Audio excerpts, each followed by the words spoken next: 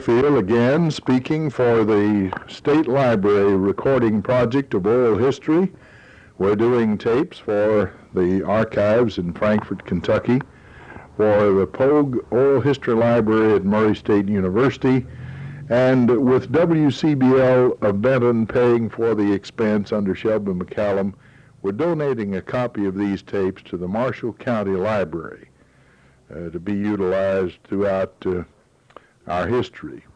We're visiting today in the home of Mrs. R.B. Morrow, and she lives at 200 West 9th Street in Benton.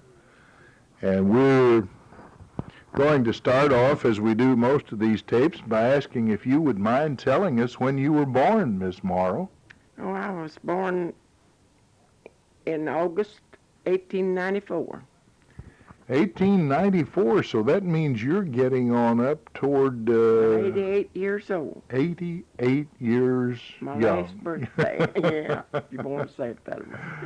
Well, that's delightful. Were you born in Kentucky? Yes, I was born in Graves County, Kentucky. About what part? Farmington or Lowe's? No, I was as close to Lowe's as at the little town between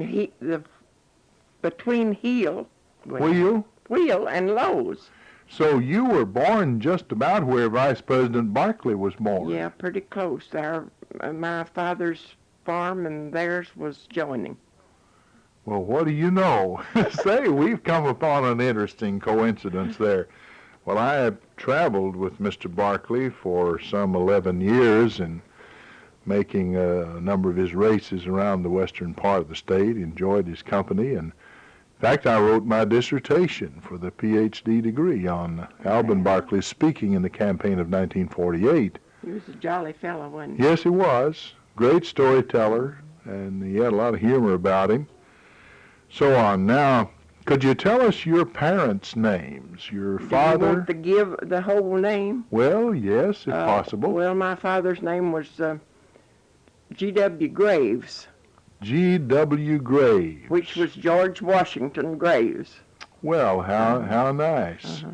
I've noticed so many times that when G.W. is along, it is George Washington, Mm-hmm. and A.J. I've found often is Andrew Jackson, and T.J. is often Thomas Jefferson, and so on. Our forefathers were quite patriotic, weren't they? And they were respected, highly respected. Yes. What about your mother's family's maiden names? Well, my mother's name was Lucinda Johnson before she married. Mm-hmm. And do you remember far enough back to remember the grandparents on either side, or both? Well, of course, I never did see either one of them on either side, but I've heard my mother speak a lot about her pap, as they were all called him Pap. Yes. And he was my grandmother's second husband. Her first husband died, and she had two girls, and then she married Pap, and then I don't know much else about their history except hearing her say that whenever the war was over and they was coming to Kentucky in a covered wagon, why, my uncle's eyes, he was small, they were frozen. They were leading a cow behind the wagon, and his eyes were frozen. And then whenever they crossed the river, she said that my grandfather had $25, but it wasn't worth any more than an old paper sack. Was this after the Civil War? I reckon it was. I don't really know. And he may have had Confederate money. I guess it was. I really But forgot. by your saying that it wasn't worth any more than a paper sack, it sounds as if it were Confederate money, which of course at that time. Now, if you had that money today, the real thing, it brings a lot of money. I guess so. Just like all antiques. Yeah. You know. But they were very poor, and you want me to just go on? Go right ahead. And they were very poor when they landed in Henderson, Kentucky. And do you know what state they came from? Was it Virginia, maybe? I believe it was. Virginia, all right. Most of them came from Virginia. And there was two of the girls. It was just two of the girls, and they went to work for Mr. Graves. Mr. Graves was quite a, well, I don't know that he was wealthy, but then he had plenty. And his wife was sick and not able to work, and so he hired these two girls, my mother and her sister. And they were kids, too little to work really, but they was cooking and doing all the work. And then later on, my mother was 16 when she married Mr. Graves' son. He was 19 and she was 16. Yeah, young couple, Yeah. looking out at life, and everything looked rosy then, no doubt. Oh, I guess so. I don't remember hearing them say. My mother didn't have any education. She didn't ever get to go to school, but she was a good reader and enjoyed reading and understood it, but she never did learn to write. And I begged her to let me teach her to write, and she wouldn't do it. Yeah. And then they moved to Graves County from there, and I don't remember how old they were. They had 2 or 3 children, I think, when they moved to Graves County. And then we moved in 1923. We moved up to McCracken County. Of course, I was rather small, and I didn't remember much about it, but a little bit about when I was little. Now, you moved to McCracken. Was that before you were married? Oh, yes. I was just a little one then. Yeah. And I remember so well the 1903, the big sleet we had come. Do you remember it? Oh, I've heard of it. I don't remember it. Well, of course, I wouldn't think you'd remember it, but I knew you'd heard of it. Well, we had moved to the Exall place at that year. We moved from Graves County up to the Exall place on Buckner Lane. And then, I don't know how long we lived there, but not long, I don't think. And then we moved, my daddy bought a farm up here across from the Jim Smith home. And now, is that the one they're making into a welcoming station on I-24? Yeah, it sure is. Good. And my daddy bought a farm there from Mr. R.B. Phillips. He was one of the men that was in with Rudy and Phillips at that time. And I don't know how long, he didn't stay with them long. But anyhow, my daddy bought this farm, 70-acre farm, and he just he had one little old heifer cow. And the place was awful run down in gullies and everything, and he went into the dairy business and bought cows up here. He come up here in Benton and bought cows and bought out a man that had a dairy there, Mr. Peary, and he sold out to my daddy and moved to Roger, Arkansas. And then my daddy, of course, there was 8 girls and 1 boy in our family, so he had a big bunch to work. Yeah. Was that boy spoiled? Oh, no, he never was. I don't know, he just never stayed at home. He left home when he was 16. I thought with that many sisters, they probably spoiled him right. Well, anybody would think that, but we didn't. I don't know exactly. He was just different to us girls. Yeah. Did you ever go to a one-room country school? Well, I went to Arcadia. It wasn't, yes, I guess you'd consider it a one-room school. And I went to school to Mr. L.B. Alexander. Did you ever hear of him? He was a lawyer, made a lawyer of himself. He was a young man at that time. I remember Mr. Alexander. He had a son-in-law named Bill Bloss. I believe so. I'd forgot about that. Married his daughter. Yes, sure. I remember the family. Well, I'd forgot the name of them. Yeah. Well, Bill Bloss used to work for me at the radio station at Paducah as an announcer. is that right? So that's how I came to know the Alexanders real well. Yeah, well, I shouldn't have forgotten that because I've kept up with the radio station all the way back there when you was there. Yeah. Well, you wouldn't have thought of such an odd fact, and I hadn't thought of Mr. Alexander in a while, but when you named him, I immediately recognized the name. Well, what was school like then? Well, I was scared to death. I never did like to go to school. And Mr. Alexander was a very firm teacher, and he'd call me Billa. Your name was Beulah, Yeah. and he pronounced it real fast. And he'd always say Billa. Mm-hmm. And I was scared to death when he'd say that to me. And I, as being like that, well, I just didn't learn as much as I would have otherwise, I guess. But Beulah in the Bible is a synonym for heaven, isn't yeah, it? it Beulah land. Uh-huh. I like that song. You do? Well, I've learned to like it. I didn't never like my name especially. I see. Well, when you finished there, when did you get married? Well, I got married in 1913. But I wanted to tell you before I get back to that far that me and my sister walked from where we lived there. You know where our farm is, I guess, across the Smith place. Yes. Well, we walked back there to Arcadia to school every day. And we It was a good little trip, wasn't it? It certainly was. And we walked with this little Scopes boy. The fellow that taught biology Yeah. at Dayton, Tennessee, Yeah. and got in the famous monkey trial. Yeah, we sure did. And Clarence Darrow defended him, and William Jennings Bryan prosecuted him. Yeah, yeah. Well, that was certainly... And he was about 9 years old at that time, and I guess we were about that age. I guess I was a little older than that. Mhm. And Well, here we have a living connection to history. well, I hope it'll be thought of that way and appreciated. But what I started to say about the Smiths now, when I was 16, Miss Smith wanted me to come over and teach her two youngest children. I mean, her oldest children. Yes, sir. And they were just about 18 months apart, Elizabeth and James. And I went over there and taught those children every day, 2 hours or something like that, I Mhm. remember.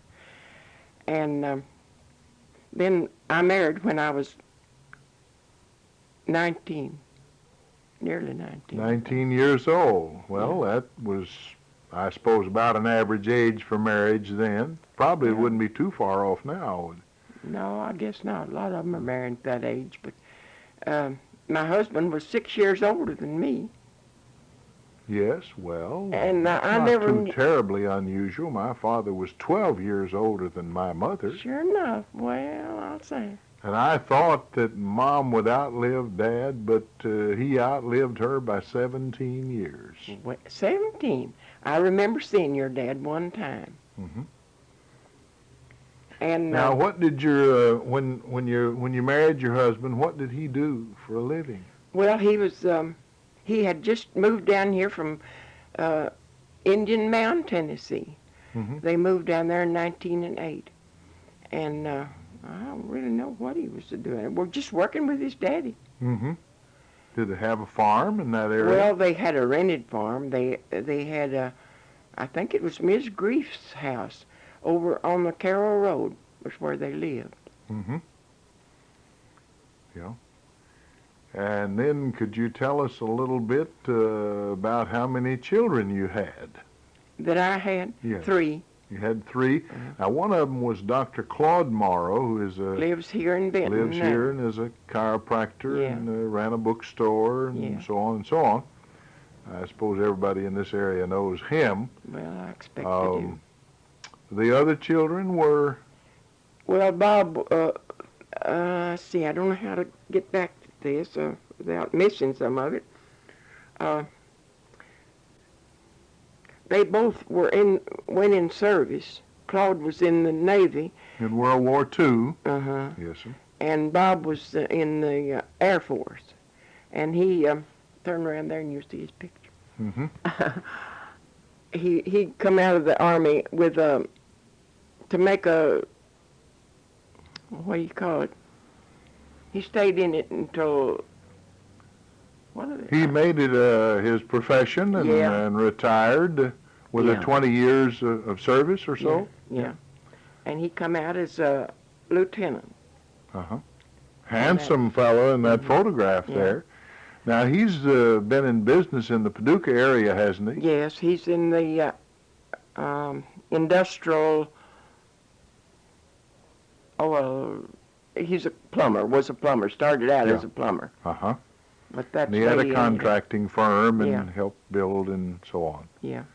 Yes, I remember him quite well. Did you have a daughter also? Yes, and Barb Nell.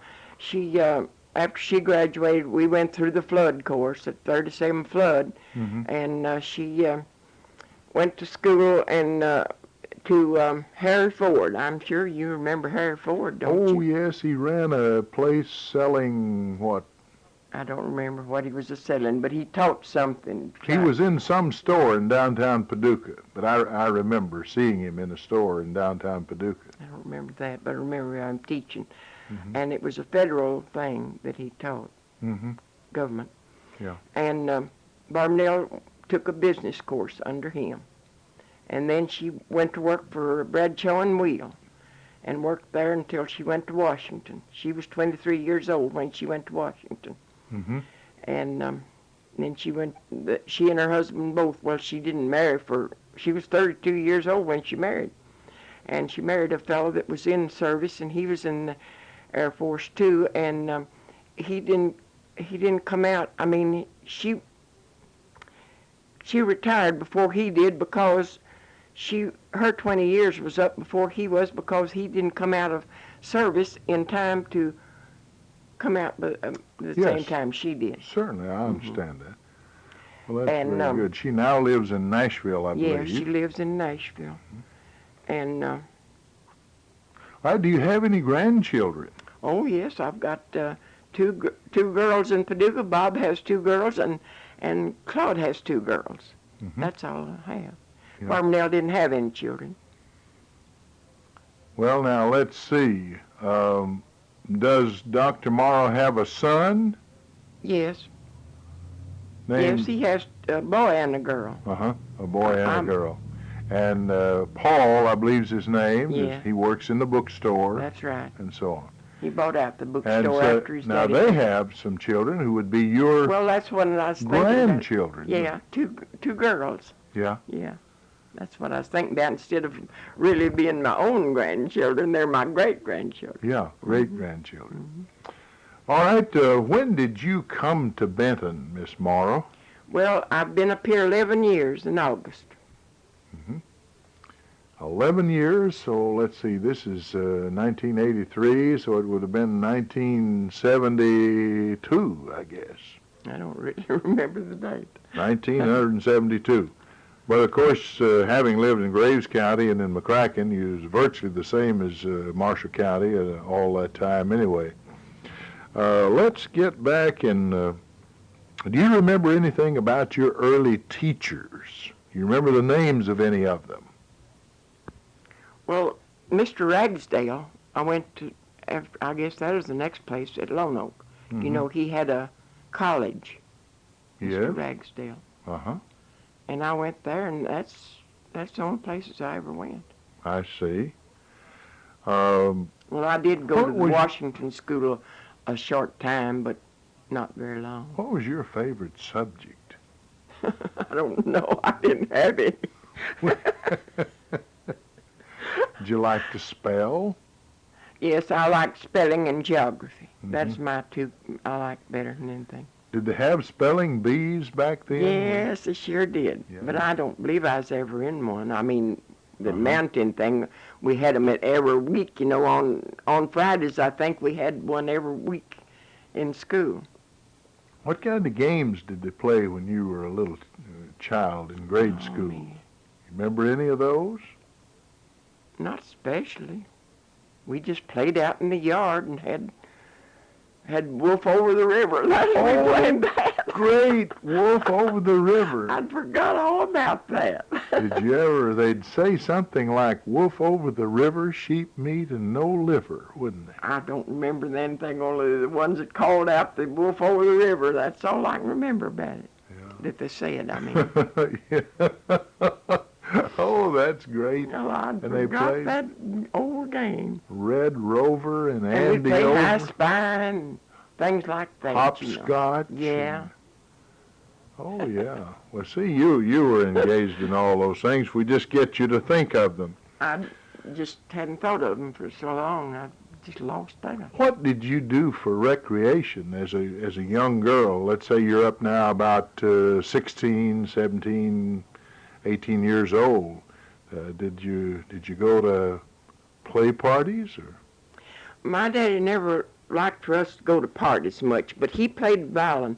He played for play parties when we lived in McCracken, I guess. I mean Graves County. Graves County, at the old Pearsall home. That's where we lived for a while, on our way to Paducah, because we couldn't get possession of this house where we moved to on Buckner Lane until a certain time, first year, I guess. And we lived at a place, and it just leaked terribly, but we had to stop somewhere, till we could get possession of this other place. And now, what did you ask me? Well, I was wondering what some of the entertainment that you engaged in, or my daddy did you played go violin. to have, let's say, candy pullings, taffy? Yeah, we did, but we did that with just in our family, there's just a bunch of us. Made popcorn balls? Yeah, we did, yeah. But and he played for parties, but he quit doing that. I don't know what made him do it. He never was a man to talk to us very much. We made our wants and everything through our mother, and she just played it to us. And but he could play a violin so good, and it was just by ear he played. But none of us we all love music, but we don't, any of us play. We've all had a chance at it. But me, I don't think I ever did, but I always wanted to. But see, I married young, and I didn't get to do very much activities like some of the others did after that, because I was having a family. Well, that, of course, occupied a great deal of your time when the children came along. Yeah, sure did. You had your work cut out for you there, didn't you? All right. You're married, and your husband, after you got settled in town, did he run a store or work at a store or? Yes, he worked for Mr. Wolpert at a grocery store before we married a while, and then after we married, he bought out a dairy, I believe, and drove a milk wagon for a while. And then we moved back. We was living at Arcadia then, and that was the first year we was married. That's where Claude was born. Yeah. And we moved back to my father, and we lived with them then. I don't know how many years, but anyhow, we moved back and lived with them for a long time. You talk like your dad didn't much want you to go to dances and so on. Did you go to church quite a bit? Yes, and there wasn't any church that we knew of until we moved to, let me think just a second. I can't think where we was living. Well, it was up on the farm. There's where it was. We heard about this church, the Goebel Avenue congregation starting, and I don't know who told us, but somebody told us about it, and my daddy bought us a pretty surrey and a horse, to drive to that meeting. And we'd go down there, and all of us that was old enough, and of course I always thought I was grown when I wasn't. Yeah. And I always wanted to go along. And so we never missed church. We went down there several Sundays before we could find the place. It was back off of the beat where people lived, and it was close to that Union Drug Store. Yes. And it was back of that, really, and we couldn't find it. So for about 2 or 3 Sundays, but after we did get started to going, well, then we never missed a Sunday after that. And is that the place where someone said old Brother Hauser started under a tree? Yes, that's right. Yeah, I've got a picture of that. And that later became 19th and Broadway? Yeah, that's right. Yeah.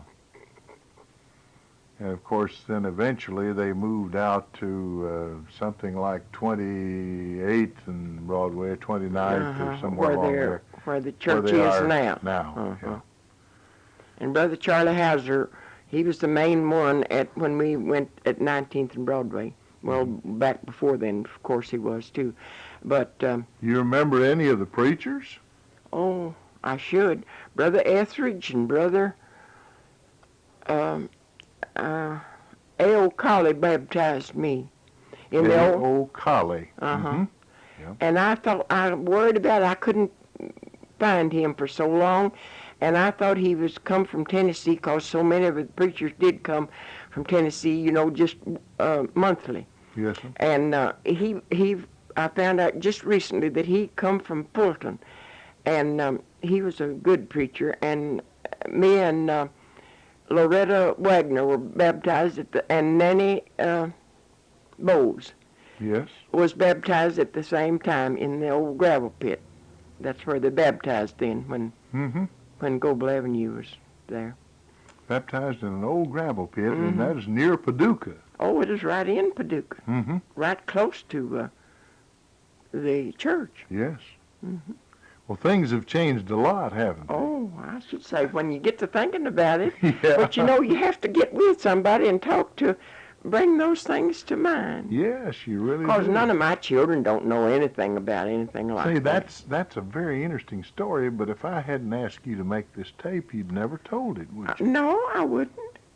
I'd have been glad to have told somebody, but I didn't know anybody that really would be interested in it, you know. Oh, that's very interesting. Just thinking about being baptized in a gravel pit in the city of Paducah. And then my husband was baptized there. I think Charlie Taylor baptized him in this gravel pit. And at that time he had a operation. He had a abscess formed on his rib right here on his side, and he was operated on. Dr. J.B. Acree was his doctor, and he came from up in Tennessee, where he did, and he was hospitalized at the old hospital there on the river. Riverside. Riverside Hospital. Yeah. Well, Charlie Taylor baptized me in 1935 at New Providence in Callaway County. Well, I declare, He's a little short fella. Yeah. Young, too, when he started out. Just Well, 13 when I think someone said he preached his first sermon in knee pants. Yeah, I've got his picture. Oh, that's great. That is really wonderful. And we used to go in the old spring wagon. We'd go to Paducah and meet with the ones down there, and Brother Charlie Hauser would take his delivery wagon and horse, and we'd go out to Antioch to hear Brother Duke, what was his name? I know it as well as anything, but it's The church is in McCracken County, and they called it Antioch, did they? Yeah. Well, I couldn't help you with whatever the name might have been. Oh, I'm so sorry, I can't think of his name, because I can just see him. You know, you can just see anybody or anything, and then you can't call their names. Or at least you'll remember that when you get older. Yeah. I'm already beginning to face that a bit myself. Oh, Well- what was his name? Duke something. We needn't worry too much about that. Do you remember your first train ride? Oh, me. I guess I went to St. Louis to visit my sisters. I had two sisters that lived up in St. Louis. What about an automobile? You said your dad bought a Surrey. Oh, Um, I don't know what year this was. My daddy bought this automobile, but he wanted to drive so bad, and he was a big fat man. And he bought one of these, it was a Ford, and one that had, you fastened the curtains on, you know, with buttons. yeah, side curtain. And he tried to drive that thing, and he run into something, and he never would try it anymore. And I done the same thing when I tried to learn to drive. My niece, Imogene Hussey, was, Harris she was then, was going to teach me to drive one morning before my husband, he was a chiropractor too, and he was going to the office that morning, and she was going to teach me, and we went down the road from where we lived. We lived on South 21st Street at that time, and he was a little late at getting started, and I was afraid I'd make him late. And I guess I was a little nervous. Mm-hmm. And we went down a good piece and then turned around and come back. And when I come back, I ran into our fence and knocked it down and bent our Bent the fender, the not bumper. the fender, the underneath the wheels. What do you call them? I can't think what you call it now. Something Anyhow, about the frame or the Yeah. running gear. yeah. Yeah. And so I never would try anymore. We had to call the man from the garage to come and get the car, and he take him down to the office. So that ended your attempts at driving Yeah, for a I while. know. And then we had two boys coming on, and of course, as soon as they got big and old enough, well, they wanted to drive. They want to do the driving. And I thought it was all right for them to do it. I never thought that I'd ever get old and need to learn to drive. Yeah. And so Barbara didn't learn to drive then till after she come back from Washington. Uh-huh. Her husband tried to teach her, but he was so he watched her so close. What I mean, protective, that's the word. He's so protective of her. If she stayed 1 minute longer than anywhere, protective, that's the word. He's so protective of her. If she stayed 1 minute longer than anywhere she went, why, he'd be scared. Worried about it. Yeah. Well, thank you very much, Ms. Well, let Morrow. me tell you one thing that I don't think any of y'all have talked about. I know Barb Nell mentioned a little something about making sorghum molasses. Mm-hmm. Well, my mother, they was making sorghum molasses once on our farm, and she got in the way of the windlass and broke her jaws. Oh! And Terrible. she had a time before she ever could talk or anything else. She had them all tied up, you know. Uh-huh. And then, too, another thing about the old ash hoppers. Have you ever heard anybody say anything about the old My ash hoppers? great-grandmother said she made lye that way. Yes, we did, too. I can just see that old ash hopper. Mm-hmm. And when it would rain, well, the water would run through and make the lye, you know, and then they'd make soap with that. Make lye soap. I've Yeah. made lye soap lots of times. Have you? Yeah. Well, I have, Helped too. my mother do that. Yeah. Well, I wish we had more time, but that's, we just plain run out. I think I have about run out, too. I'd have to call to mind some things that, like we did a while ago, if I could remember to say much more. Well, we appreciate it very much, Ms. Morrow. We've been visiting with Mrs. Morrow at her home at 200 West 9th Street in Benton. This is Ray Mofield speaking on behalf of WCBL for the Marshall County Library, the Pogue Library in Murray, and the State Archives in Frankfort, and that concludes our broadcast for today.